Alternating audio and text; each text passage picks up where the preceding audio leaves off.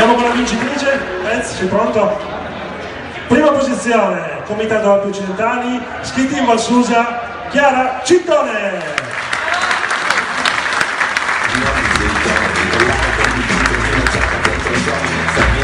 Ha scritto un post, dice che se il macino l'ho in bocca si tratta di un rom. Sono un malato del risparmio, per questo faccio un po' di terapia. Chiara, una domanda subito. Sei classe 2000, sei entrata in comitato Alpi Occidentali, giusto? Esatto, sì. Cosa ci dici di questa esperienza che andrai ad affrontare? Spero di affrontarla al meglio perché comunque è un'opzione molto valida e basta.